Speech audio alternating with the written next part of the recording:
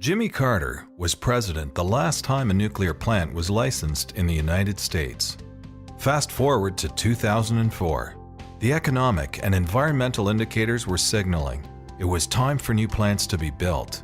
It was evident that the current fleet of plants could not uphold the 20% contribution to electricity generation with expected demand increases. A new nuclear investment, however, faced certain challenges. Utilities had been hesitant to invest in nuclear power. The last generation of plants often ran over schedule and over budget.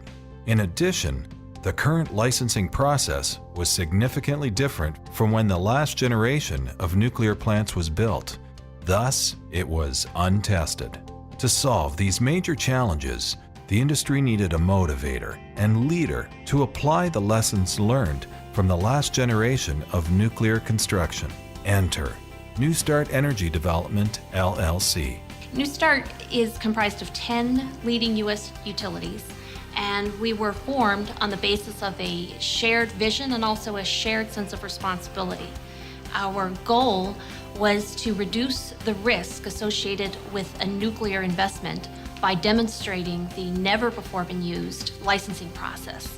And demonstration included completing the design finalization for the Westinghouse AP1000 reactor and also receiving the first combined construction and operating license from the U.S. Nuclear Regulatory Commission.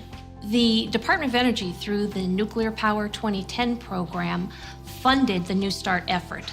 And this demonstrated or established a very successful model between government and industry partnership. The Department of Energy began the so-called NP 2010 program, Nuclear Power 2010, with the idea of working towards licensing and demonstrating at least a couple of passively safe reactors.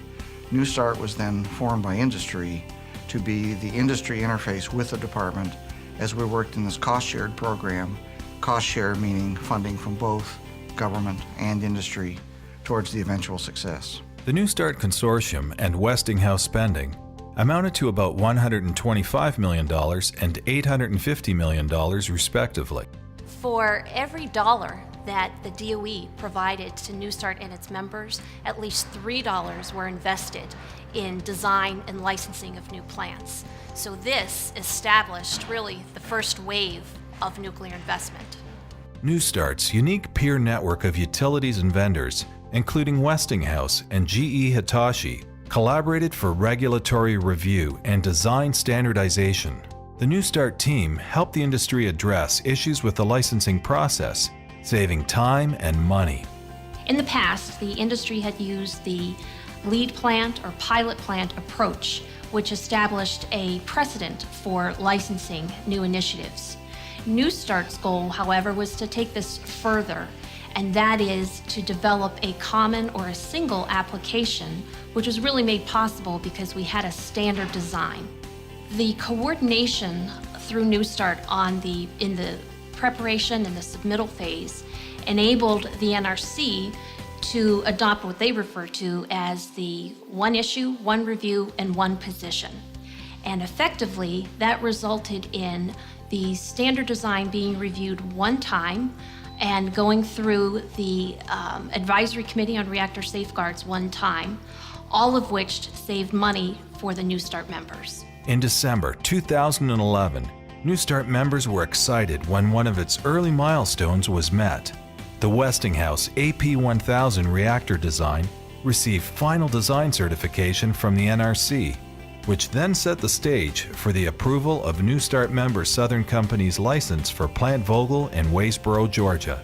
Plant Vogtle served as the reference plant for the standard AP1000 reactor. South Carolina Electric and Gas, another NuStart member, relied on both the Westinghouse design certification and the Vogtle reference application for its expansion of the VC Summer facility in South Carolina. We have the licenses now for construction, the construction and operating licenses at both Vogtle and the Summer sites. Even before the licenses, you probably had 2,000 workers at both of those sites. Now that they have the complete licenses at both sites, those numbers are going to ramp up to of the order of 4,000, 4,500 at each site. That's made up of probably 3,500 contract workers and then a large number of engineering support services that quickly get the overall numbers up to about 4,500 per site. And that's just at the sites. NuStart prevented the industry's concerns about licensing uncertainty from becoming a self-fulfilling prophecy. The consortium was the motivator and the leader of regulatory improvements and the developer of process efficiencies. Certainly, NuStart played a very, very strong role in coordinating the industry participation and being a very, very important interface between industry, and it allowed industry to come together on a broad set of issues that they could then work directly with us, and just as important or more important, with the NRC. Because NuStart was equally important in dealing with the licensing issues that the NRC had to face, as the NRC used a completely new type of licensing structure. NuStart then had a strong role in the licensing, a strong role in the cost-shared efforts with the Department of Energy. There certainly would have been substantial delays without NuStart. 9 of the 10 NuStart members prepared and submitted combined construction and operating license applications, almost in parallel with the reference application, thus creating the first wave of new reactors in the U.S.